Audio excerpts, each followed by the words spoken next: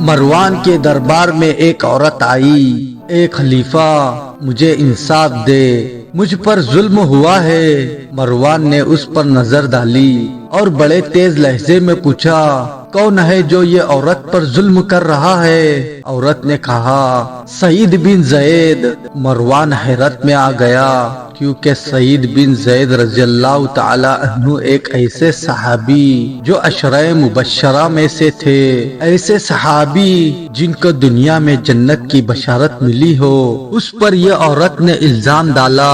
عورت نے کوئی عام انسان پر الزام نہیں ڈالا۔ مروان نے پوچھا، آپ پر سعید بن زید نے کیا ظلم کیا؟ عورت نے بولا، میری زمین دبا لی۔ مجبوراً مروان کو سعید بن زید کو دربار میں بلانا پڑا۔ آپ دربار میں پہنچے، چاروں طرف وزیر بھی حیران، مروان خود حیران ہو گیا۔ مروان نے نرم لہجے میں پوچھا، کیا آپ نے یہ عورت کی زمین دبائی ہے؟ مروان نے کہا، اللہ کی قسم میں آپ کے سامنے اور کچھ سوال نہیں کر سکتا۔ حضرت سعید بن زید نے فرمایا، اے اللہ، یہ عورت جھوٹی ہے تو اس کو اندھی فرما دے اور اسے وہی زمین میں دفنا جس کا الزام اس نے میرے سر ڈالا ہے۔ فوراً عورت کی آنکھیں چلی گئی۔ کچھ دن بعد وہی زمین پر کنواں کھدا ہوا تھا، اس میں گر کر وہ مر گئی، یہاں تک کہ اس کا کفن بھی نہیں ہوا، نہ ہی اس کی لاش کوئی نکالا۔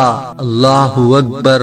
کوئی نبی اور صحابی کے بارے میں ہمیں غلط سوچنا مطلب ہمیں ایمان کا خطرہ ہے۔ اللہ مجھے اور آپ کو نبی اور صحابی سے محبت کرنے والا بنائے، آمین۔ انشاءاللہ پھر ملاقات ہوگی ایک نئی ویڈیو کے ساتھ۔ اللہ حافظ۔